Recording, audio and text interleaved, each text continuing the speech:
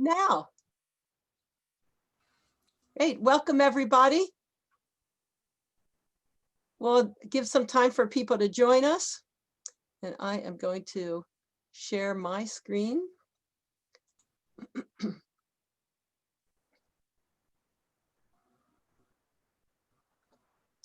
Okay, welcome everyone to our Climate Friday.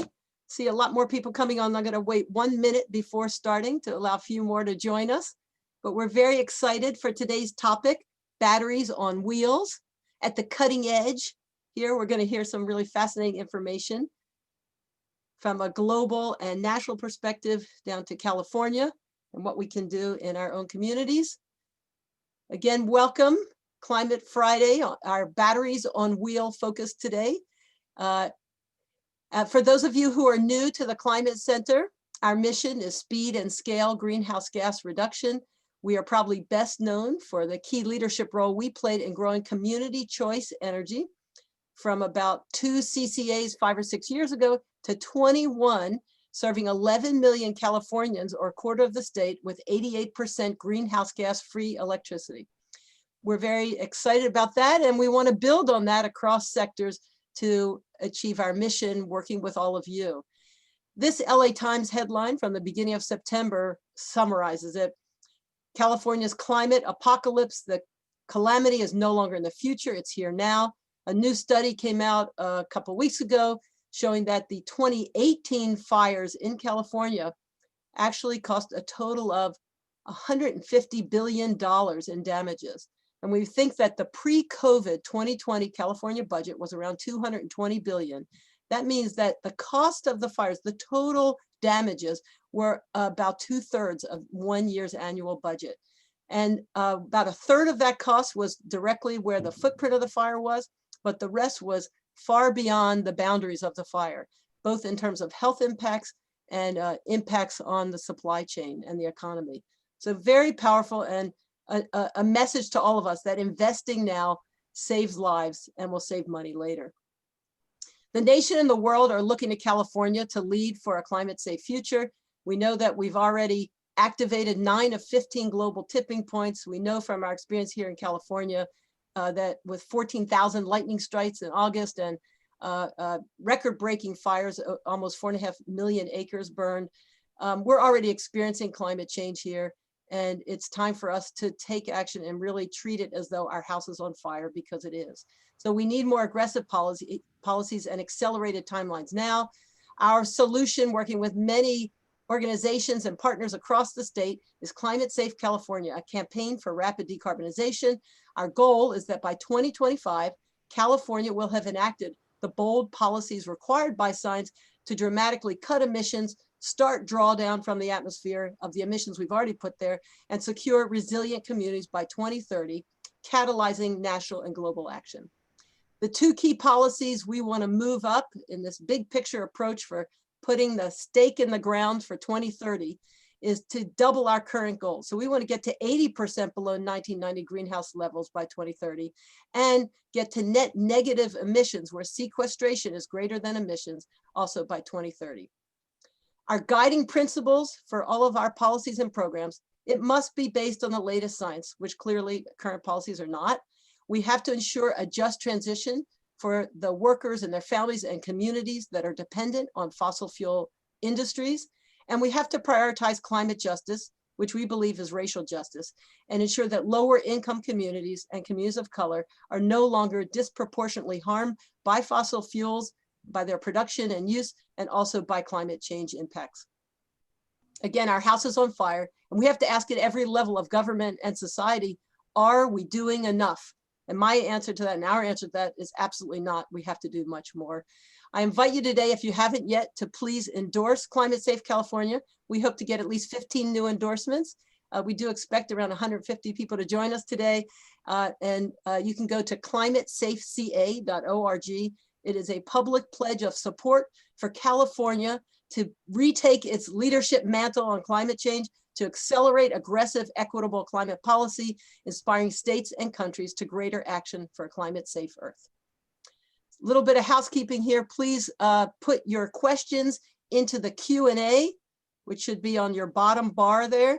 If you have any technical problems, put that into the chat. Thank you so much. And we look forward to a great discussion together today. I'm really pleased to welcome for this Climate Friday on Batteries on Wheels. First, Erika Myers, who is a Global Senior Manager for Electric Vehicles with the World Resources Institute. She leads the global team on electrifying transportation, including infrastructure deployment and vehicle-to-grid integration methods for public transit and other municipal fleets. Erika has worked for nearly 2 decades on clean energy, alternative transportation fuels, and distributed energy resource topics in government, for-profit, and nonprofit roles, providing a unique perspective on reducing emissions through the widespread deployment of vehicle-to-grid integration.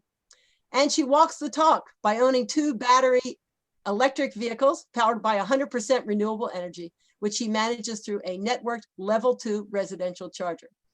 And I also want to welcome Kurt Johnson, our Community Energy Resilience Director at the Climate Center. Before coming here a year ago, Kurt founded a renewable energy development consulting firm and implemented projects ranging from 8 kilowatts to 8 megawatts. He founded a small hydropower trade association where he lobbied successfully for regulatory reform before Congress and the Colorado legislature. Kurt has worked in the solar industry for Recurrent Energy and also for the California Public Utilities Commission. He worked at the US EPA for 11 years, where he founded the EPA Renewable Energy Program, the Green Power Partnership. Kurt started his career in '91 working on Capitol Hill as a legislative assistant for US Representative Richard Sweat. And Kurt has an MS in Environmental Sciences and Policy from Johns Hopkins and an MA and BA from Stanford. So join me in welcoming both of our fantastic presenters today. And we will start with Erika. So glad to have you with us, Erika. I'm going to stop my share and hand it to you. All right, I'm going to share my PowerPoint. It's not popping up immediately. Hold on one second.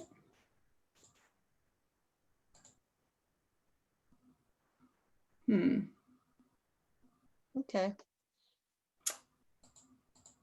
Maybe I have too much open. That's okay. So when you push that share screen button, you should see all of your open windows. There you go. Okay, great. Do you see this? Yes. Okay. Yeah, now you can just choose presentation. There you go. Thank you, Erika. Okay, so thank you all so much for having me here today. I'm really excited to present on some of my recent research on vehicle-to-grid opportunities. And I think that this work is very much aligned with the goals of your organization at the Climate Center and also your goals for California in reducing greenhouse gas emissions more aggressively. So first, a little bit about the World Resources Institute. We've been around for a long time, over 25 years. Climate change has been a central component of the World Resources Institute mission. We have a global office in the Washington, D.C. area, but we also have international offices in every major continent with the exception of Australia.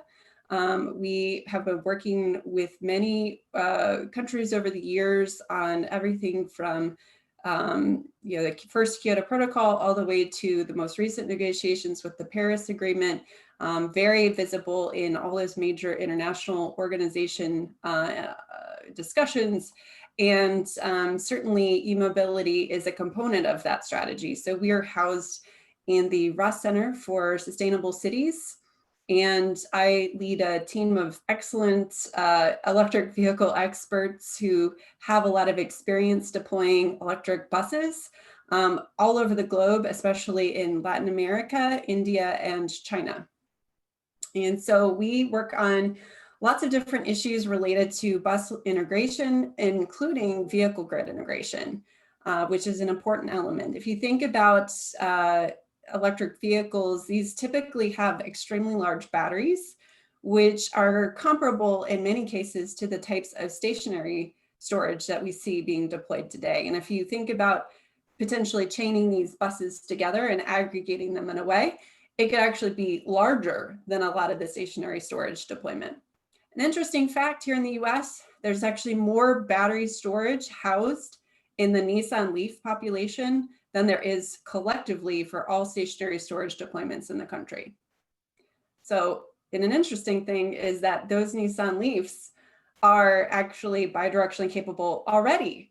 So when we talk about the challenges of the technology This is a capability set that already exists with quite a few of the vehicles that have been deployed to date. For those of you who may not be totally familiar with the term vehicle grid integration or vehicle to grid, I want to quickly just talk through this definition. So there's a lot of different ways to think about VGI. First is a passive strategy. This includes things like behavioral load control. So time varying rates or time of use rates, you may be familiar with those. It could include things like text messages that you get to turn off your charging for a couple of hours. Those are not quite what we mean by V2G. Managed charging, also known as V1G, and vehicle to everything, V2X, is really where you get a lot more intelligence in terms of how you would control those loads. It's a lot more predictable. And for grid operators, it's a preferable way to approach the challenge of grid management using electric vehicles. The thing that's interesting about vehicle to grid, or what we also call as vehicle to everything, which is encompassing vehicle to home and vehicle to building, is that it actually allows you to export power from the battery. So it will basically create an extra amount of energy storage that would not otherwise exist by tapping into that battery. And it doesn't have to happen a lot in order for you to be able to use it. It might be emergency situations. It could be a few times a year when you have a critical peak event, that you just have that access to those batteries to be able to support the grid for a much cheaper price than a lot of the other alternatives. The benefits of vehicle grid integration are numerous. So I pulled together this graphic in a report that was just released through my past organization that I worked for, called the Smart Electric Power Alliance. The report was just actually released yesterday, called A Regulatory Roadmap for Vehicle Grid Integration. And what this shows is that if you look from the left of the bridge to the right of the bridge, there's an increasing amount of benefits as you go across this bridge for both customers and distribution utilities and bulk power operators. And with the additional incremental benefits of load control, from passive to V1G to V2G, you can accumulate a lot of really important and very valuable benefits for California, as well as the nation and the world. And I just want to emphasize with V2G, for the customer benefits, this is a way they can not only experience bill savings and have bill management and emergency backup, but also that they can contribute as prosumers into California by offering, in those critical peak hours, the batteries in their vehicles to support the system. And we have to be able to provide some monetary value, though. Consumers are not just going to pump electrons out of their battery for free, right? So the way you unlock something like that is an export tariff could be one option.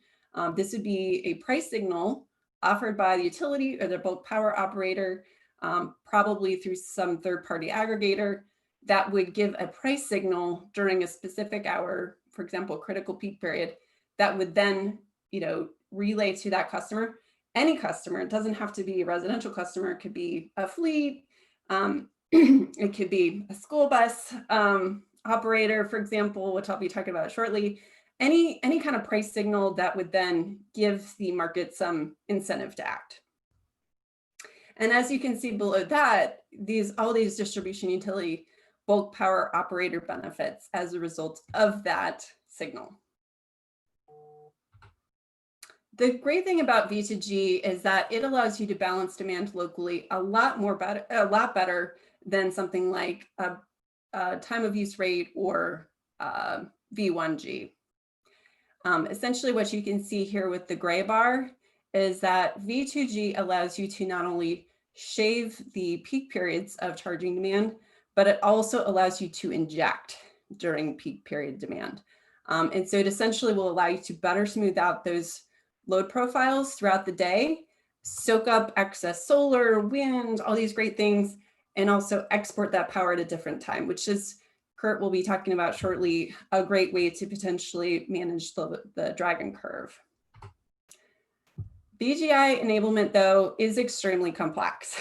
There's so many people that need to be involved to actually make this happen. This is just a really, sample of the different actors that would be involved to building out a charging infrastructure and EV deployment in a way that allows this to happen. We believe that regulators and utilities and the government are certainly very important. CCAs, you see that is on the list too here in the center where all those different things converge. These are very important actors to work collaboratively to create the appropriate policy and regulatory and technology environment to support the system. We found in the report I referenced earlier in a big survey we did earlier this year that the biggest internal barrier for utilities as it relates to VGI is concerns about obtaining regulatory or governance board approval. That is far and away the #1 concern about getting projects promoted and approved.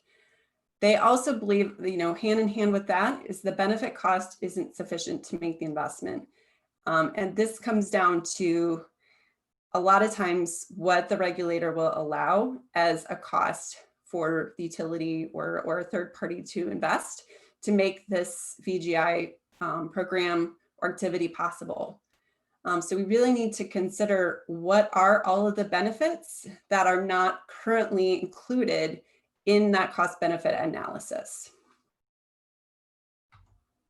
So we suggest one way to tackle this are thinking outside the box types of regulatory tools and approaches for VGI.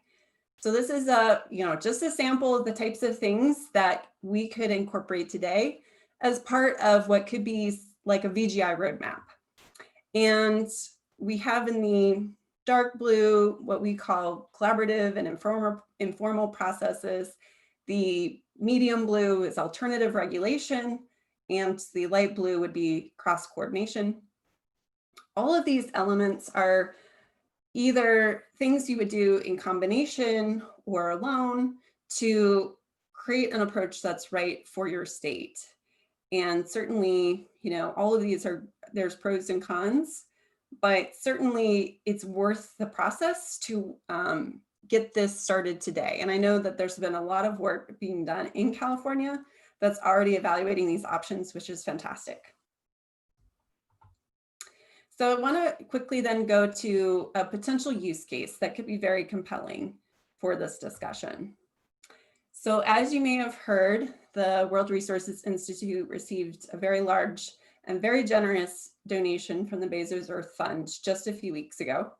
And one of the 2 projects that we will be funding as part of that work is an electric school bus initiative, which I'm personally really excited about. I'm currently the interim director for this project on behalf of WRI. And there's 5 major pillars that we're working on together to make this project materialize and be as effective as possible. So our goal is to electrify every school bus in the United States within the next 10 years. So that's roughly 480,000 electric school buses that would need to be deployed between now and 2030. We only have a few hundred buses to date. So this would be a huge sea change for this industry. Obviously, it's going to be very technically challenging and will require a lot of different stakeholders to be involved and supportive and create the momentum we need to both actually help the school districts with the technology integration, as well as to finance and fund this change. Briefly, the first thing with the technology side of it is supporting the school districts with transition plans, helping them understand what the technology requirements are for the EV charging, how to train drivers and the maintenance folks who work within the school districts, and aggregating demand from lots of school districts to help drive down the price of the buses. Second would be working with the e-bus manufacturing sector and figuring out how we can reduce prices on things like the battery packs and the drivetrains. Third would be creating innovative financing models, both from the financial sector as well as the utility sector, to support the rapid deployment of charging infrastructure. We would like to see that all of these buses are V2G capable. And so we see that there's a benefit to utilities through that V2G element. We want to influence federal and state policy to help unlock public funding to support this full electrification. And we also want to, the fifth pillar is to galvanize grassroots community organizations to create a campaign to create local pressure for the school bus electrification and make sure that it's aligned with the goals of the communities that we are working in. So from that perspective, we also have an equity lens that we want to try to create these opportunities for everyone and make sure that we're prioritizing communities that need support. So every day, school buses transport 26 million kids. That's more than all the people that fly in airplanes in the United States. And it's heartbreaking, the air pollution impacts from not only these diesel buses, but all of the vehicles that are on the road that impact our children every single day. As you may have heard on Wednesday, there was a landmark ruling in the United Kingdom that a 9-year-old child, Ella Kissy Deborah from London, her cause of death was from air pollution, which exacerbated her asthma condition. And to think that we have all these kids who are being exposed to very high levels of diesel emissions while they're riding on these school buses that are meant to help improve their lives, it's contradictory to me that these would continue to be diesels. So we want to do what we can to more quickly retire the buses that are in our fleets. Right now, the average age is 9 years of the average fleet in the United States. But these buses may be around for 14 to 15 years. So how can we more quickly retire these buses and get schools to commit to future procurements that are 100% electric? So states with the most school buses include Texas, New York, Illinois, and California. And in California, the largest shares of students who are relying on school buses tend to be in small, rural, and largely low-income communities. Nationally, 60% of low-income students take the school bus compared to 45% of non-low-income students. So in California, if we electrified all of the school bus fleets in the United States, we could unlock 72 gigawatts of storage capacity. This would be equal to 22 million homes. And in California, that equals 3.6 gigawatts or about 1.1 million homes. So a substantial amount of potential power that could be leveraged from this deployment, creating a multi-win-win, not just for the students and the school districts, which will have lower operating expenses from these buses, but also for the utilities and the bulk power operators that are trying to figure out how we can continue to operate in a way with renewable energy that is intermittent and supporting the goals of climate change and reducing our emissions. So that is all I have for now. Here's my contact information if anyone wants to follow up with me afterwards. Thank you so much, Erika. Very exciting.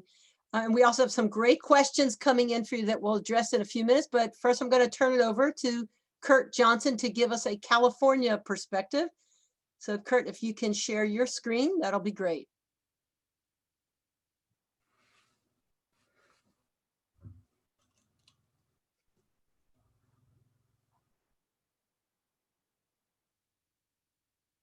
Super, thank you so much. Kurt, we can't hear you. You have to unmute. We really want to hear you. My apologies. There you go. Can you hear me now? So Erica provided a good national perspective. I'm going to drill down a little bit and focus on California specifically, focusing on the resilience benefit of what Erica was talking about.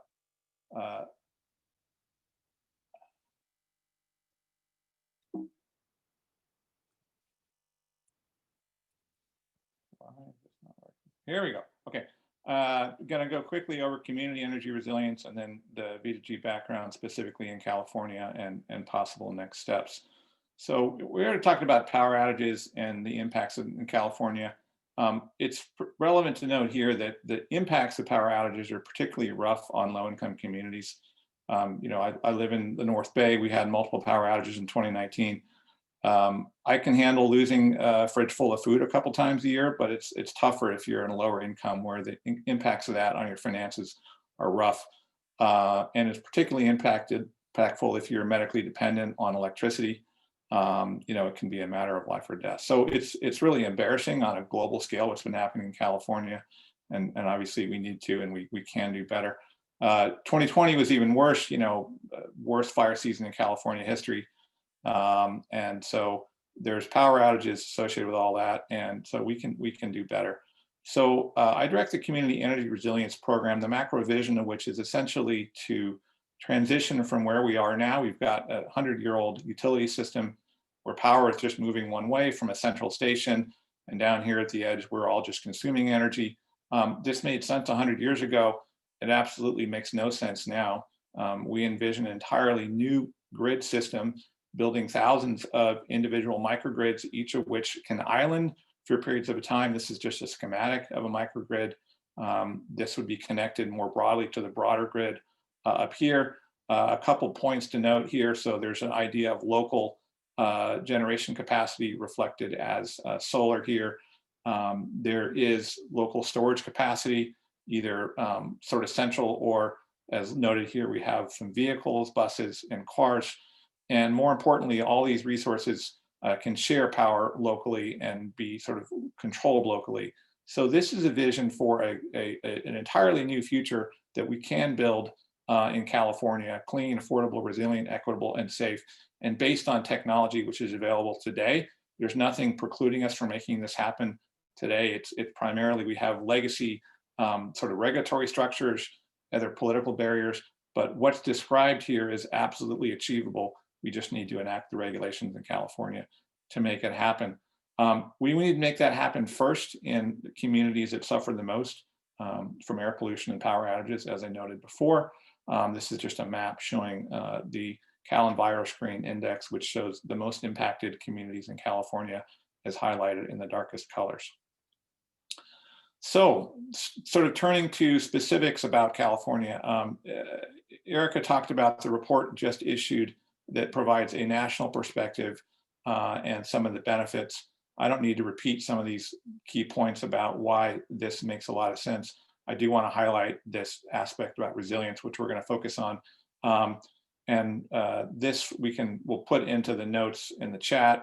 This report was the basis for a lot of going forward California policy. It was released in June by the Vehicle Grid Integration Work Group under the aegis of the relevant state agencies in California, that included a bunch of policy recommendations for how to move forward with VGI policy in California.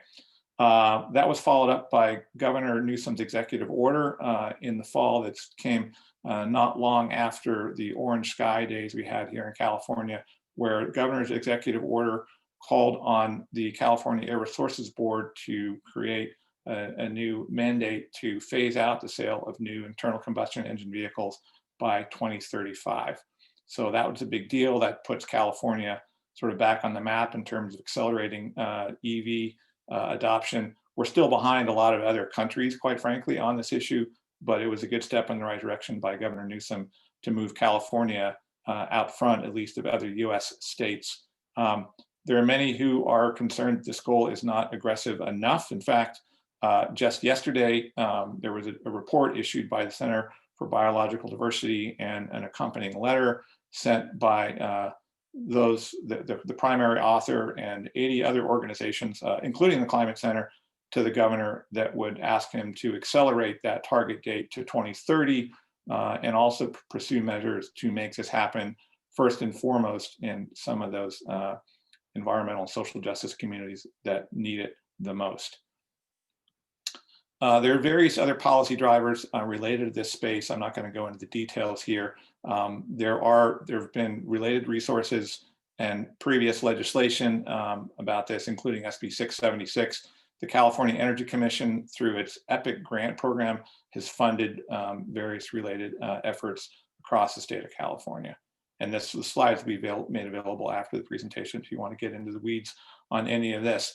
So talking about impacts on the grid, this transition to electric transportation can potentially be a problem or can be a fabulous solution to California's electricity needs. And whether or not it's a problem or a solution depends entirely on policy. This is some modeling done that suggests, what are the impacts on California's net load from all this new residential charging. This is based on 5 million new vehicles by 2030. There's different sort of types of residential charging. Level 1 is essentially, you run an extension cord essentially to your car. That's what a lot of people do. I did that. I have a plug-in hybrid, and I was just running an extension cord out to my car until I got a residential charger that I can control from my smartphone, and I can sort of program my charging to only take place during off-peak sort of hours after evening peak. So, but what's noteworthy to look at, there's a lot of things to noteworthy on this slide, but this blue, if this is level 1, well, this kind of makes sense because, when I get home or my wife gets home, we would plug, the easiest thing to do is you get out of the car and you want to just plug the car in right away. Well, if you're just simply plugging in an extension cord, then all this load is going to go on the grid as soon as you get home. And this is sort of the worst possible time to be adding load to the grid. So we need to have smart charging, which you can potentially get to if you have level 2 and above, where you can program when all that happens. It's kind of a long story about additional utility programs that are trying to take control of that.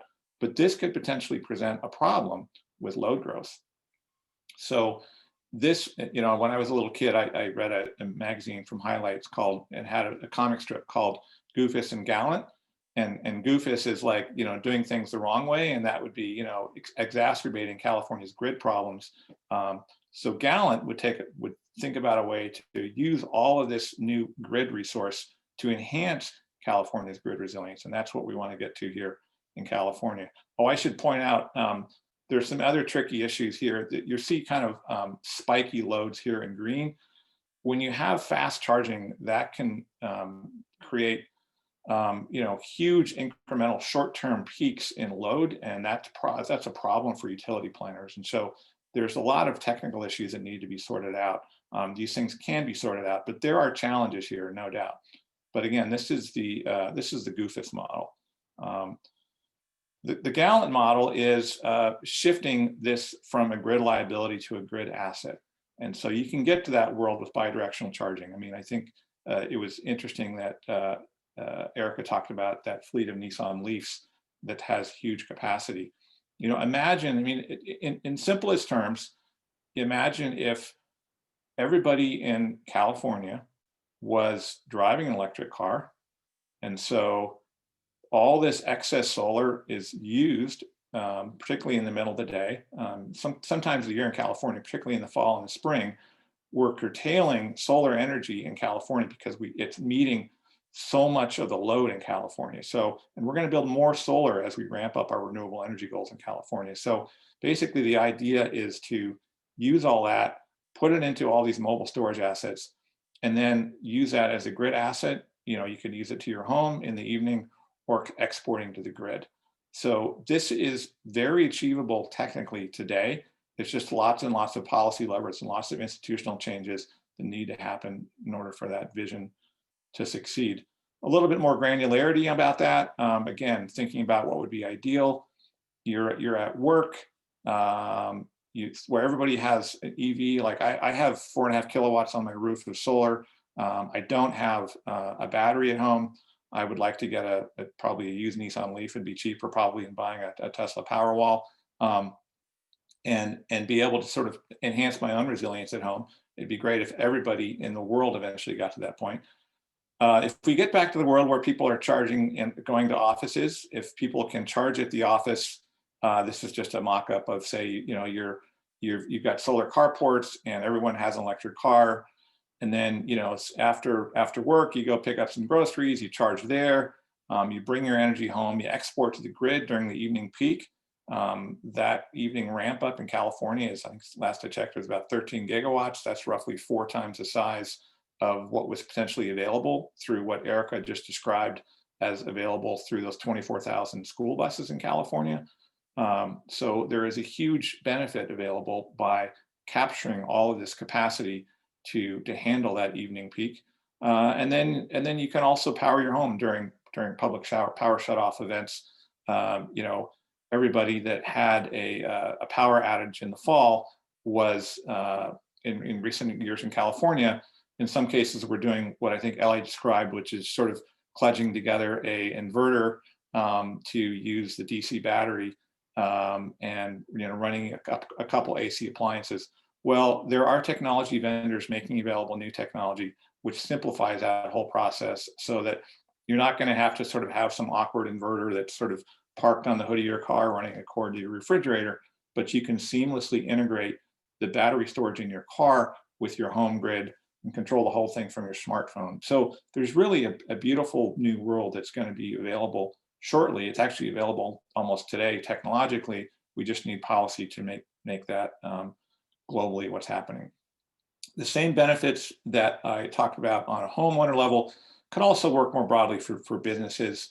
You know, providing free employee vehicle charging would be an added sort of benefit to employees. And then having large fleets of electric vehicles could become a resilient strategy for businesses as well, instead of diesel gensets, which is typically the norm currently for enhancing resilience. Possible next steps. So here's kind of the gut of the conversation. Implement the VGI report recommendations. Like I said, following up on what came out in June, there was a related proceeding before the California Public Utilities Commission related to this issue from SB 676. There was a proposed decision on that proposed a month ago, which included implementation of some of these items. Like I said, there were about 92 top policy priorities that came out of the report, some of which are moving forward per this proposed decision from last month. The second key next step would be, I think, to take advantage of the power outages that we had. In August 2020, we had in California a power outage that was not due to, it wasn't a so-called PSPS event due to high wind with utilities proactively shutting off power to avoid fire. The power went out in California for the first time in 20 years because we had a capacity shortfall. And so that has prompted lots of gnashing of teeth amongst all the relevant regulatory agencies. And it did prompt the creation of a new so-called reliability proceeding before the California PUC, which is looking into ways to make sure that does not happen again in California for obvious reasons. Politically, it was disastrous for Governor Davis in California 20 years ago. I imagine Governor Newsom doesn't want to have the same problem. So as the state looks at strategies to making sure that the lights can stay on in the future, one of the options on the table is to make it legal to export from behind the meter customer storage. There's kind of a long story associated with, we've had net metering in California for a long time, but we're not systematically using currently behind the meter customer owned storage to export to the grid. Well, that's one of the options that might be on the table. There's a lot of people that have put in their power walls and everything else to enhance their individual resilience for their home. If there's a regulatory precedent set that should become dispatchable or could become dispatchable by a local utility as a grid asset, that same principle could become expanded so that a huge fleet of mobile EVs could also become a grid asset. So I think there's some promising things happening driven by necessity from the power outages from last summer. And then finally, consistent with our prioritization of environmental justice communities at the Climate Center, I think there's a great opportunity to use what Erika was just talking about to use electric school bus as a grid resilience asset for development of community resilience hubs across California, starting in disadvantaged communities. The graphic on the right is from a report put out by our colleagues at APEN that talks about the creation of community resilience hubs as places that would become sort of reliable centers of power and other community services in case of any disaster. Thank So you. anyway, I'll stop talking and look forward to getting to questions. There's my contact information. Thank you so much to Kurt and Erika. Excellent presentations and really exciting possibilities. We have some great questions and we have 20 minutes left. We will end on time at noon. And so what I'd like to do is give both Erika and Kurt a chance to answer each question, but we're going to try to keep the answers short. And if you go on, I'm going to interrupt you so we have a chance to get more questions asked, okay? And first I'm going to take from Alice Sung. Would the existing school bus program also allow allowance and incentives for districts that need or simply want new electric buses for both equitable transportation and microgrid integration or resilience reasons? I think that's for you, Kurt. Well, there isn't an existing school bus program, I guess, is the problem. So that's what we would seek to create in California. I think there's a great opportunity to sort of harness the work that WRA has just started to do with the work that our environmental justice colleagues are doing to enhance resilience, to make that happen first in low-income communities. It hasn't happened yet. Okay, great. And follow up on that, Kurt, is there any specific policies we could promote at the Climate Center with other partners to ensure that those incentive programs and allowances really are equitable for a future program? How would we do that?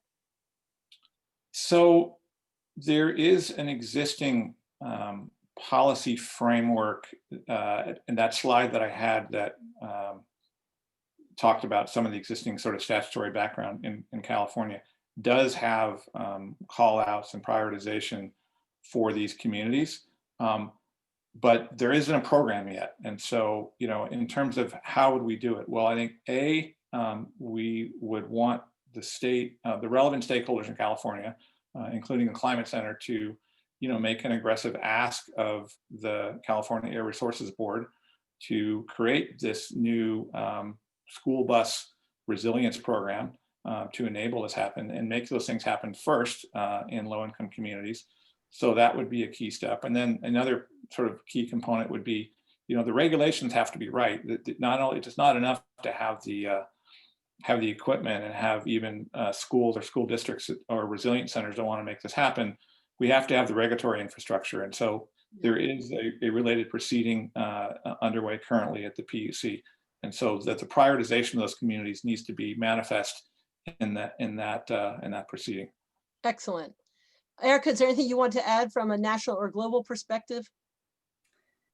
I think that Kurt did a good job covering the topic, but yeah, absolutely. From an equity lens, we have to think about not just the incentives, but the actual technical support, right? It's not just the money, but typically these school districts don't have a lot of personnel time just kind of laying around. They need as much help as they can to make sure that they have the resources and the tools they need to properly procure not only the school district or school buses, but also the EV chargers. So there's a role for the utilities to support them with figuring out where to place the chargers, how to get the energy to these chargers within the bus yards.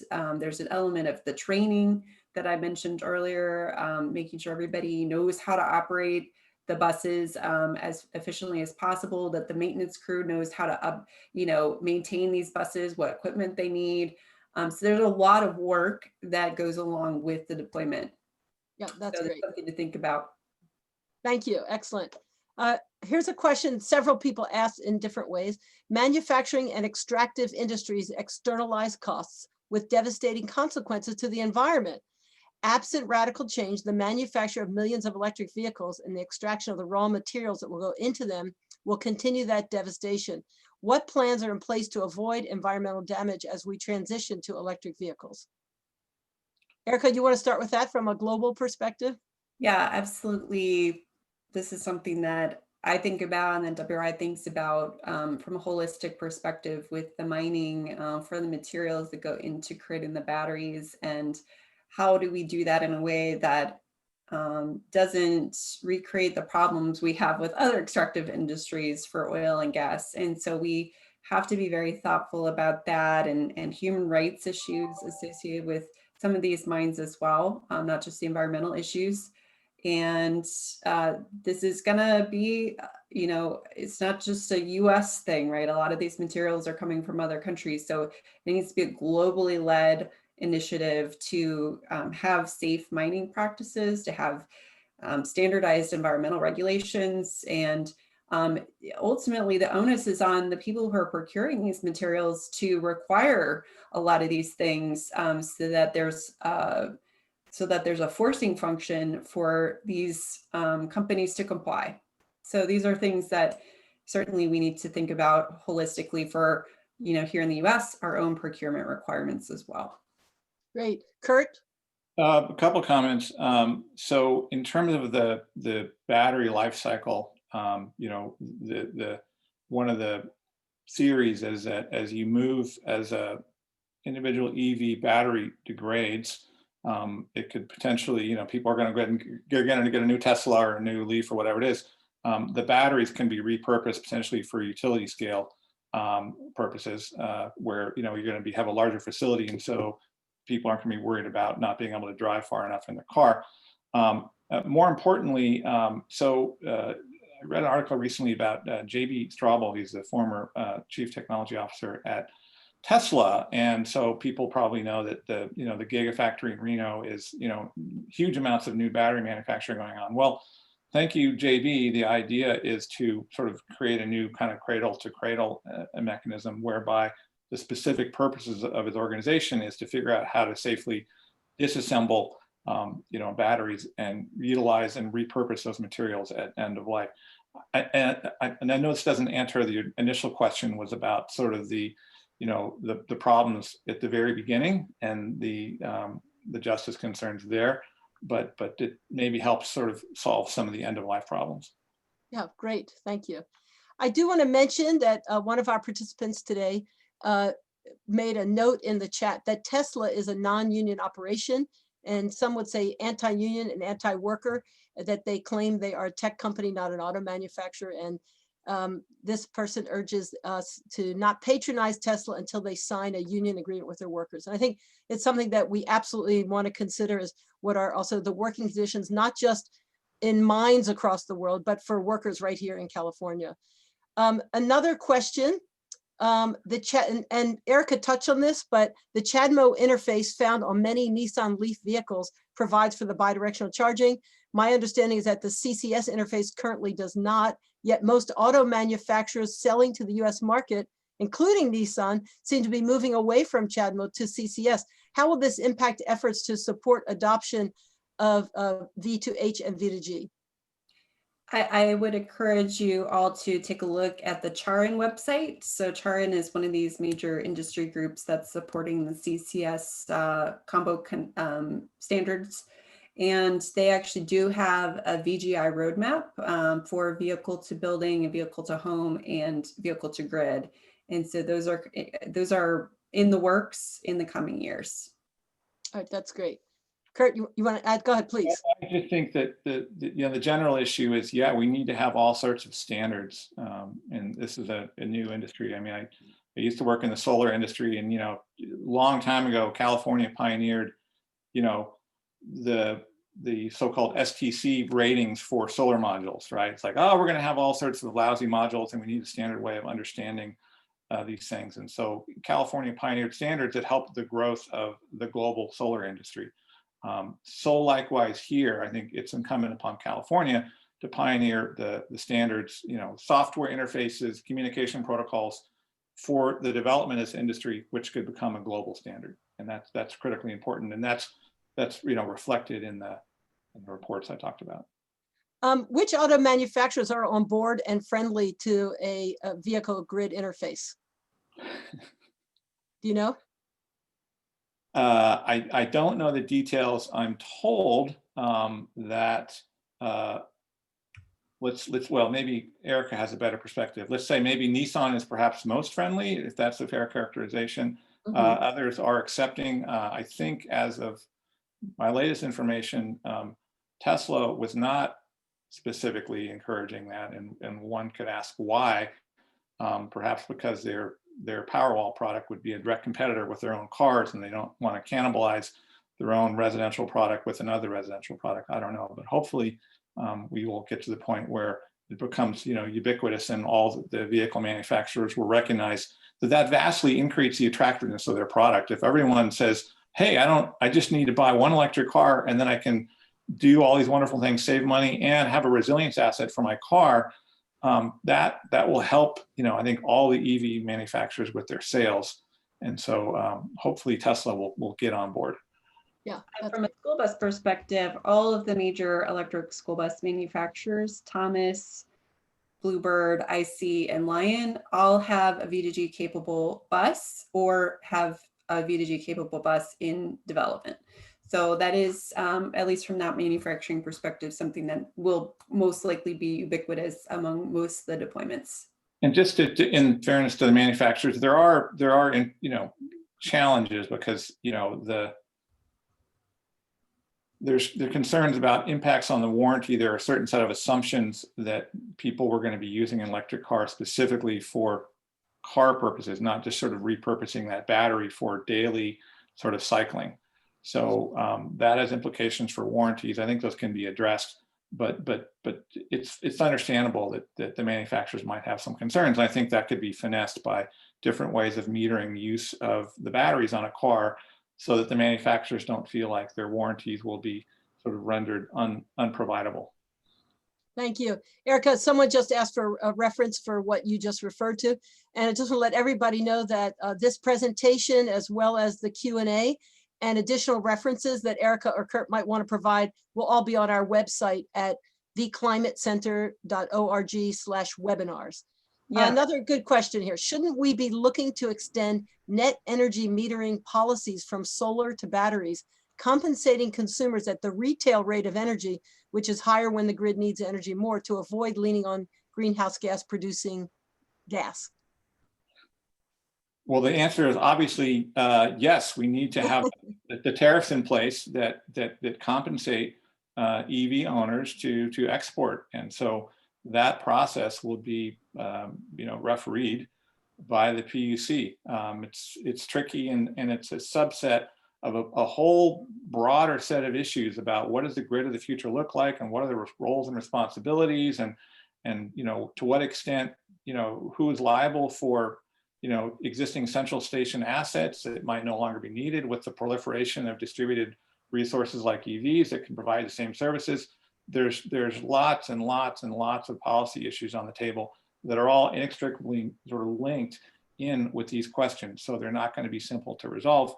And again, if anywhere ought to go first in resolving it, it's California. Erika, anything you want to add to that? Nope. I think okay. Good job. Another question: if we are frequently deeply cycling these car batteries in VGI, is that going to have a significant impact on the life of the batteries, or is this something being dealt with in upcoming battery technology?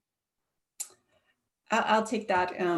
I do think that we have got to think prudently about battery management and making this algorithms for leveraging these assets a little bit more sophisticated than they are today, to make sure that we're not degrading the batteries before the expected lifespan of them.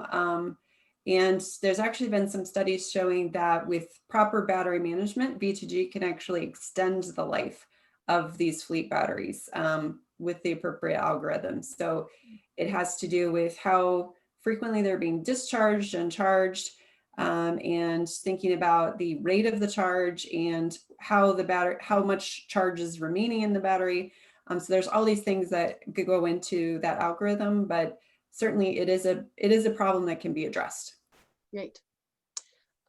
With the coming arrival of Class 8 electric vehicles using both batteries and fuel cells that can discharge at power rates of up to 500 kilowatts, would it be possible to create a market for emergency backup generation otherwise known as bug services, to facilities and even entire communities?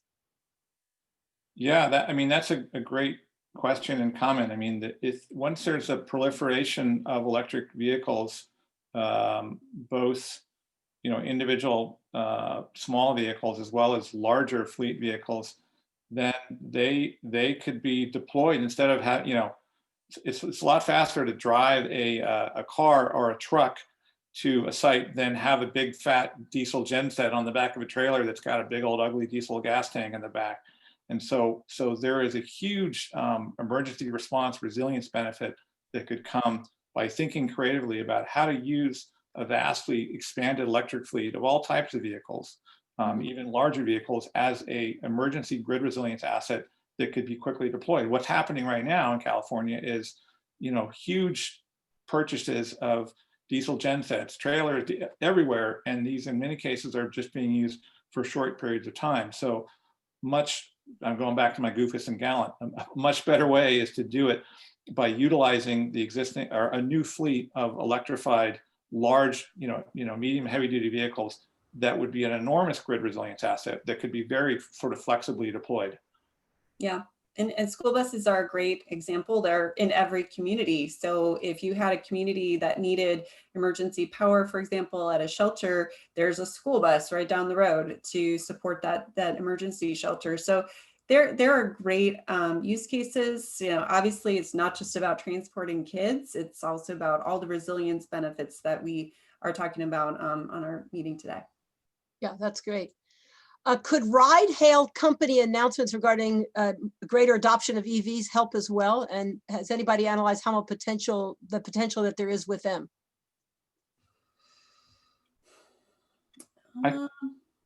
Go ahead, Kurt. I think I saw a clip, and that I forget if it was Lyft or Uber. I mean, the fastest, beautiful transition is if these massive fleet operators, including Lyft and Uber, are systematically figuring out a way to transition to electric cars.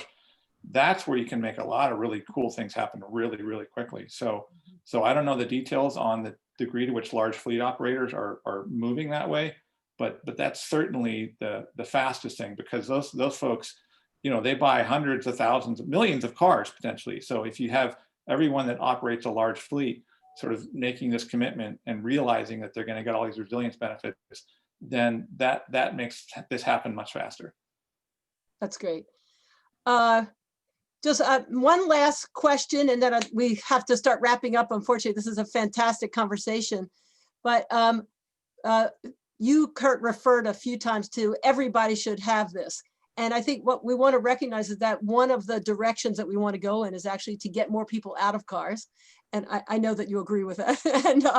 And you've actually said that to me. And so I'm just curious to share with everybody, like, the direction that we're going is not just about school buses, and it's not just about electric vehicles, but also mass transit, and how we ensure that all mass transit is electrified, and getting more people into other kinds of sustainable mobility. So maybe to just wrap up, and really imagining this electrified future with all clean, renewable energy as a big step towards decarbonizing our economy globally and addressing climate change. If we could just wrap up first with Kurt, and then Erika, any final comments you have to share with everybody here today? I guess my final comment would just be that it's such a fabulous solution to so many problems simultaneously. So the largest source of greenhouse gas emissions in California and America is transportation, most of which are personally owned vehicles. So electrify the fleet, and boom, the largest source of greenhouse gas emissions is gone.